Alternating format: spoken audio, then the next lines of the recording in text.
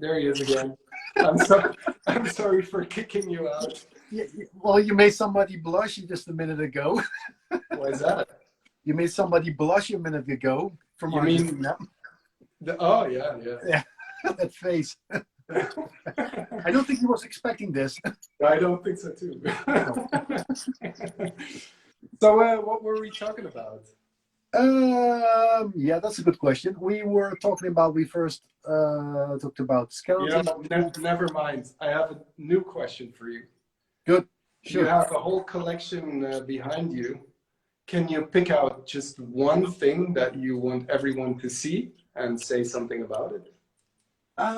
Just one thing that you think is really cool, like maybe you have some special connection with, or has a special meaning, whatever it is. Sure. I guess sure. there's more than just one thing, but Yeah, I have one that's, let me guess. Okay. Just a second. I have to be very careful with all this stuff because it's so fragile as hell. don't break it. No. So for all the people out there, if you didn't know yet, Rob is a collector of a whole bunch of things. This statue looks pretty creepy. I see it looks pretty creepy over here. Yeah. Not many people actually know this, but this is an original artwork. This is original bust made by Alban Vissal. He's a French artist who actually makes.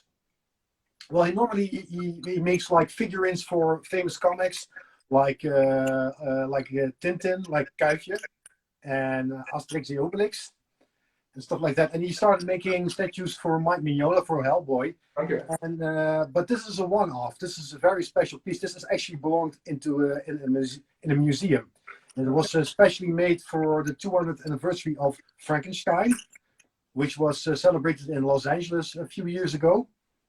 And yeah, this was actually a museum piece. This is not just a toy that you can buy in a toy store. This is an actual piece of art where you're looking at right now, and there's only one made of it. And this one And is. how did you get your hands on it? I bought it, obviously. But it's just online that you can buy this, and yeah, it was actually on an. I was pretty lucky that I know the artist himself personally.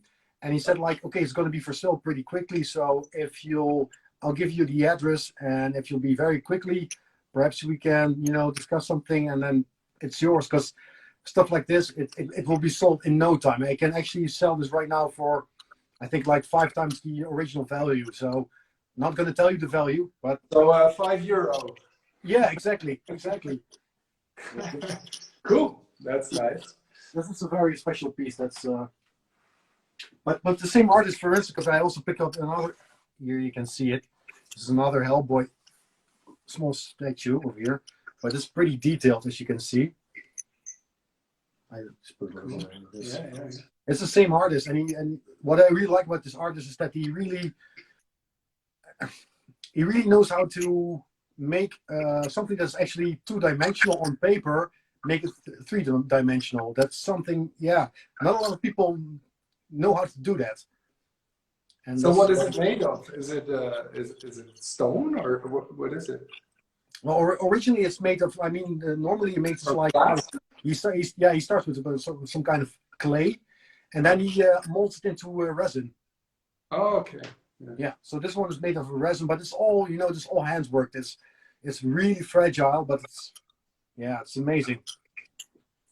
So maybe you should start making statues and stuff like that. Oh, I'm way too clumsy for that. Yeah? Way too clumsy for that. Did you try?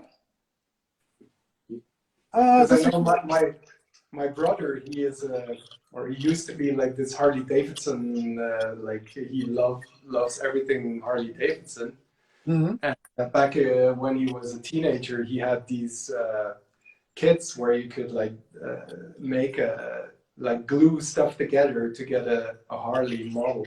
Oh, right. Yeah. So it was like super tiny and a million pieces for just one motorbike.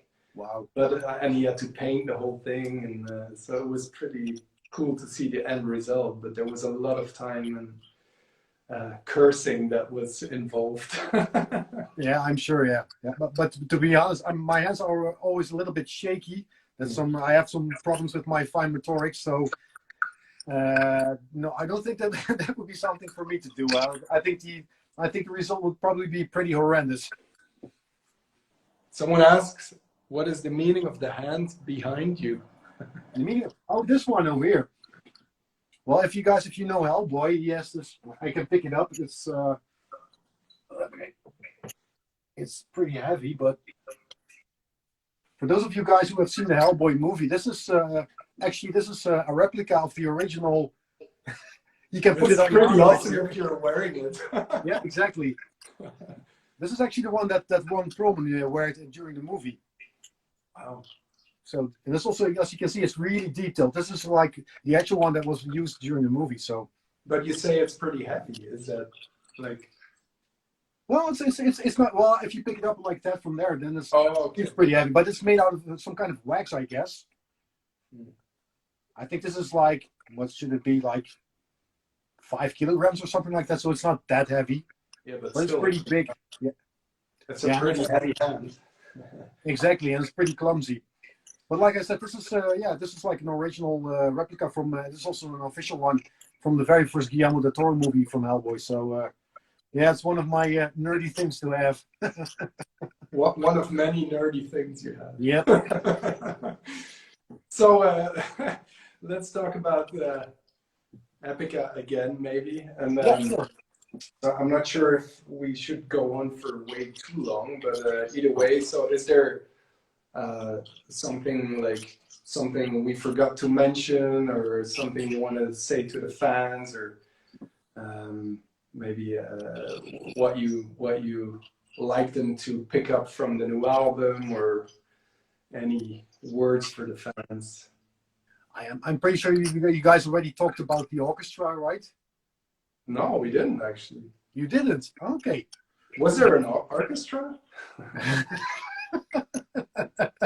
I thought it's metal. It's like guitar, and bass, and grunts. Yeah, only that, and just like a simple rolling keyboard. Yeah. I must say, one of the most inspiring moments during the recording. It's too bad that we all couldn't be there, all of us together. Also because it was right before Corona and everything. But yeah, once they started playing the first couple of notes of, I believe they really started with Abyss of Time, and Coen and I were looking at each other like, holy shit, this is really like it should sound. Because we're already working like with pretty good software these days, and I must say sometimes it's really, really hard to hear that it's actual programmed stuff we're listening to. But once an orchestra starts playing, and once you really like almost feel the air of that's coming towards you, of the actual sound, and you can hear like really people making actual small, like these minor mistakes, which makes it sound organic. It's pure magic. Yeah. I'm still so bummed I wasn't there. But yeah, I mean. And next time you should come over. Absolutely. I'm because yeah, that's something we discussed. Of course, it also had to do a little bit with the budget, and of course because of the time and everything. That's when we chose, like, okay, of course Joost has to go because he has to record it, and then Coen because he's like mostly involved with the arrangements and everything. But I was like, first of all, Prague is like probably my favorite city. You know, each and every time we play there, I always go and visit the city. It's really, really deep. It has a deep place in my heart, that city. So I really had to go there anyway. And I just wanted to see it. I really had to see it. I really had to experience it. And it was quite an experience, I must say. Yeah, I can imagine, yeah. So next time I'll be there. But the thing was, I think I just came out of weeks of Sandlane recording facilities, and I thought, I can't stand Joost anymore. No, but I can totally imagine, because some people were telling to me, like, oh yeah, how fast did you record? And I said, well, I mean, we are basically always kind of, I mean, one day you're in the studio, you're recording, say, let's say 3 songs or something, or maybe 2, depending on how long the songs they are. And the next day I would do those songs. But the big difference is, like, I only have to do mostly like 1 layer of bass, and you have to do like 4 layers of guitar this time. Yeah. Which is basically like 4 times the work. So go figure. And you know yourself as well. Yeah. And also, I mean, and also intonation is always a big hell on this kind of music. Yeah, it doesn't matter. I mean, it's Yeah. I still, you know, back in the days, I always said that my least favorite part of being in a band is record in a studio, because I Mhm. always kind of hated this environment and everything had to be like spot on all the time. And but I have to say that because of Sandlane and just the environment there and working with Jules and just the feel of the whole studio as well. Like there's a lot Yeah. of light coming in and it's just a cool vibe. And so that made me like enjoy the studio a lot more. So Yeah. I don't mind spending some weeks in San Lane recording facilities.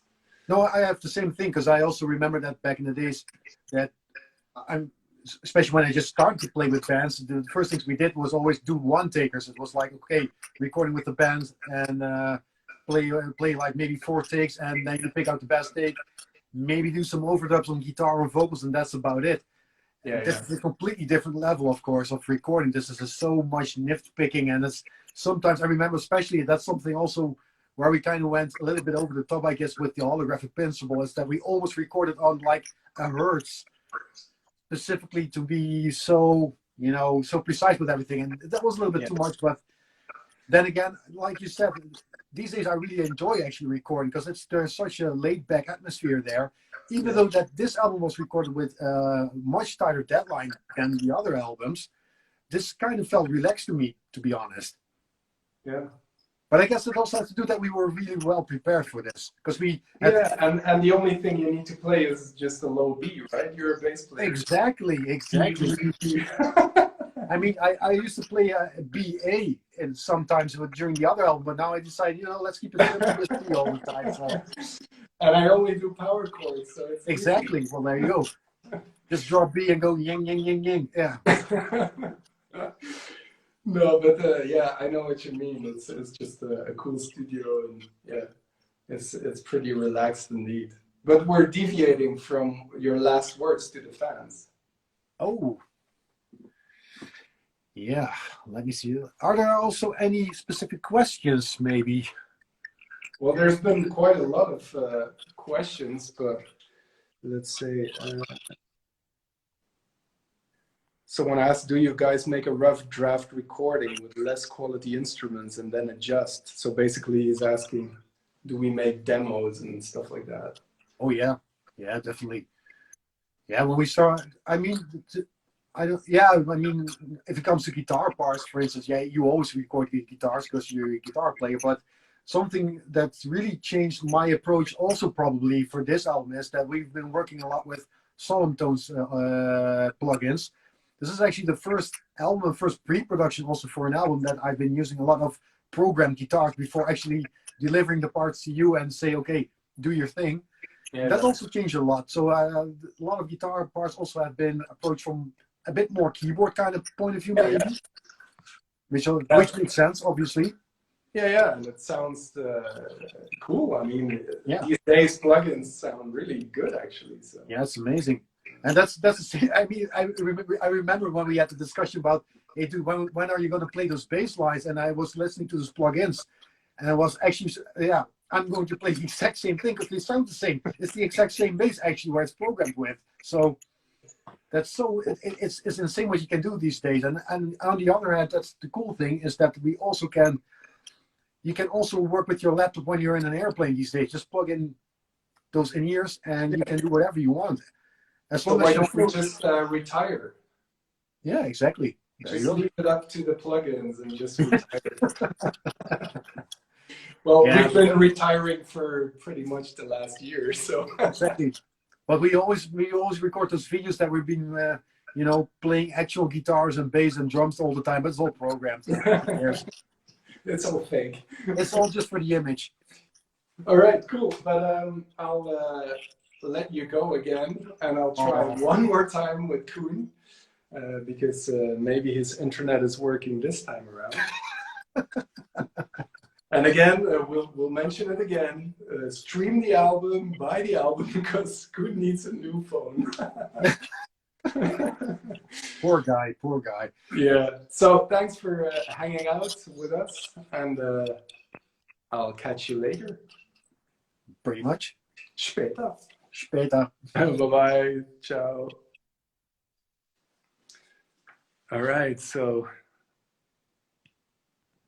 let's try just one more time. Oh, and I've been seeing some comments like, "Where's Mark? Where's Simone?" If you haven't seen the whole thing, all of them have already been in this live chat, so you can, once this is over, you can watch back and see what they had to say. Isn't that right, Koen Jansen? I just missed your question because my phone wasn't working. So Wasn't the question. All you have to say is yes, Isaac. Yes, Isaac, like always. There you Hey, go. but Isaac, you've been like hosting this whole live event, and actually nobody asked you some questions. So you're doing a great job, as well as with the whole Road to Omega thing, which was your part. So it was a lot of work. Did you enjoy it, the Road to Omega, with all like the giveaways and the... Actually, I was talking earlier today to Arjen, and I said it's like this love-hate thing I had with the Road to Omega, because I've seen the results. I've seen people being really happy with all the contests and the stuff we put out, and yeah, that we just gave away a lot of free stuff. A lot of cool stuff. Yeah, and but on the other hand, it was, especially with a newborn baby in the house, it was quite a lot of work. But yeah, everything went fine, so I'm happy. And tomorrow, finally, I can sleep again. And yeah. No, but it was totally worth it, and yeah, it was a cool thing. Awesome. Yeah, I think it was done pretty well, and we gave away some awesome stuff. I entered the contest myself a few times just to win some face-to-face conversation with Simone, but I didn't win. No, and next time we should do a contest that you can win a new phone, maybe. Yeah, but then or you can win a good internet connection. Yeah, imagine. So the other thing, I see a question coming along very often, because I was, when I was thrown out of the conversation, I could actually follow the whole thing perfectly. So I don't know what's happening. But there's this one question, because the album is called Omega. Everybody thinks it's going to be our last album.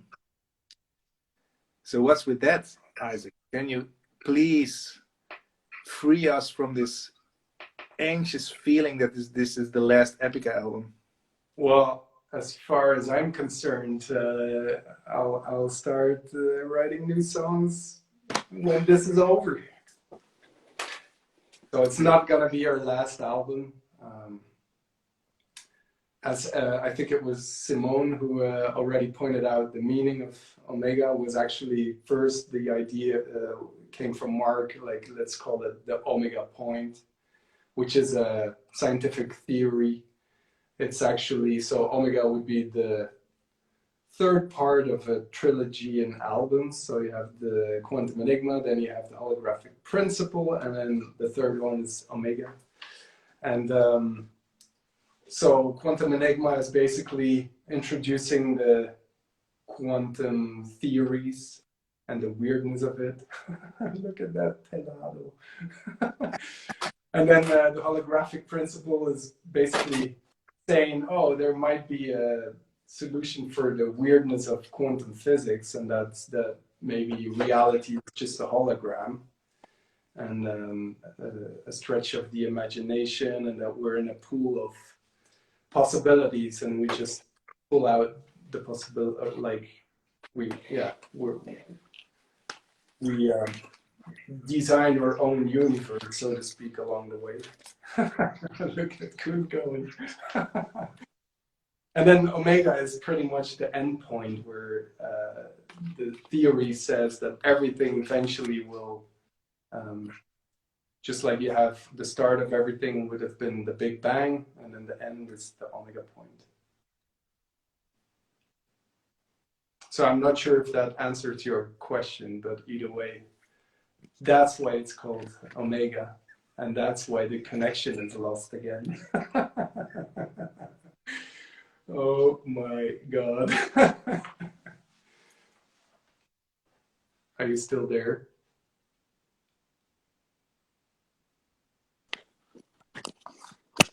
So finally I get someone to interview me, and then the connection dies again.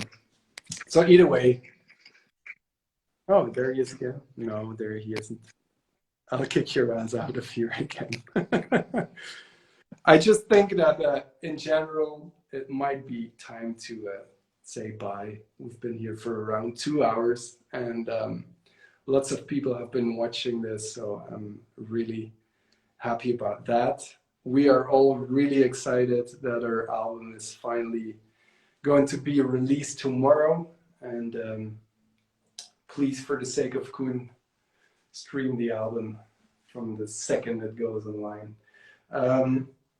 So again, tomorrow we release Omega, our new album. Hope you all like it.